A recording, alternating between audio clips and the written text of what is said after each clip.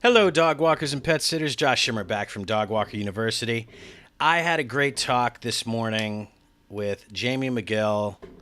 I'm sorry. I think that's how you pronounce your name, Jamie. Forgive me if not.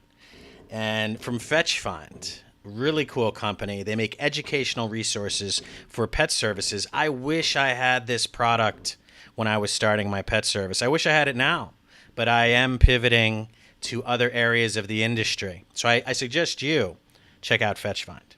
Now, something came up pretty interesting in Fetch Find, which was that I have had zero turnover in the last 4 years, and which she found pretty amazing.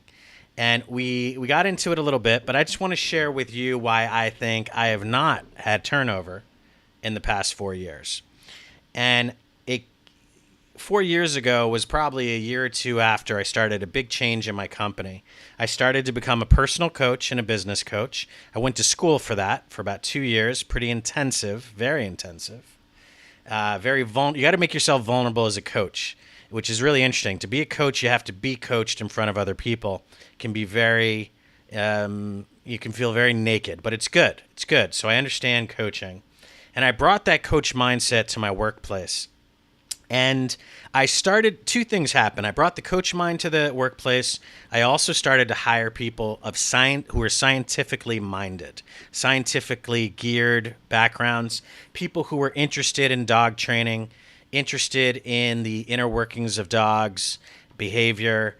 And I started to specifically look for people who wanted a potential career in the industry. And what I've done since they've come here is I have coached them. I have coached them on how they would like to pursue this job, how they would like to pursue this industry. I have found the things that they like to do, and I've sort of, poured water on it, tried to help it grow, and a lot of interesting things have happened because of that. Now, at first, it was scary as hell because, to be honest, I felt like I was losing control of my company. My processes were not followed perfectly. What I have grown to do, though, is concentrate on the big picture, concentrate on those business processes that I feel have to be done, the safety of the pets, things like that. And in other areas, I've tried to learn from my own workers, which is scary, at first at least. But it's been an amazing experience. And income per route is dramatically up since I made this change. Part of the reason is that I've involved my workers in the pricing and services. We've added new services. We've added some really premium services. I have a service that's an individual dog with an individual walker that is $75 an hour. Really, really high level service. And to be honest, the walker wants us to charge more. We have a country dog sports weekend where we take your dog and it's $250 per day per dog, and he wants to raise the price. So pricing that I would have been scared to do myself, the walkers and trainers have not had that fear, which is interesting. And so pricing has gone up, profit has gone up per route dramatically. And I've been much more engaged with my workers. I'm coach-minded. And what does coach-minded mean? Coaching, it might mean I'm coaching them, but more than anything, it means that I'm concentrated on them, what they need. They are open to give me feedback. They're open to want things to be different. And on the flip side, they're open to receiving my ideas as well. And it's allowed me to really understand what's going on with my people. I'm not surprised by problems. Have problems arisen? Absolutely. Some very complex problems, actually. There was a walker who thought they might be best moving on, and I was able to help them design a job here that was much better fit for them than the new job would have been, and they stayed. And they've been with us for about a year and a half since then. There's another walker who I think the open communication led to them maybe being, complaining too much. And, so there's distinctions. Communication does not mean that we just start to complain all the time. It means, what do you want to get done? How can we do it? If someone has a problem with something, we can explore the root of why. I can be polite and respectful, but we don't have to be immersed in just an obsession with problems. So it is not a woo-woo sort of, hey, whatever you say goes, whatever you do goes type environment. We still have expectations. But here's the interesting thing. If you hire the right people, they will have higher expectations for themselves than we ever will for them.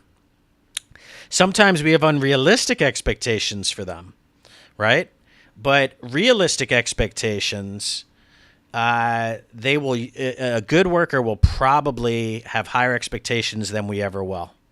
And I've seen that. I've seen walkers who will sit with the dog for 3 hours who's sick until the owner gets home because they want to make sure the dog's okay.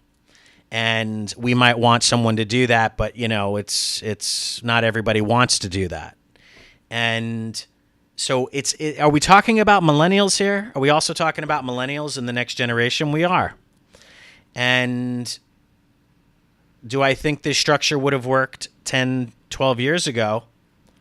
Possibly. But the truth is that what a lot of employers see as bad about the millennials, the fact that they want to be a part of things, that they expect to be a part of things, and if they're not a part of things, they get frustrated and leave. I see that as a great thing. I'm impressed by that, and I try and nurture it. If you're coach-minded, then you see the benefit and you receive the benefit. So, mistakes that used to happen constantly in the old business that I used to have to remind people about constantly, they don't happen anymore because I feel of who I hire and of this environment I've created. So I hope this has been helpful. And again, it's been very successful. And I hope to, in certain ways, bring this to you as information I can share, some type of structure that maybe you can use yourself in your pet service.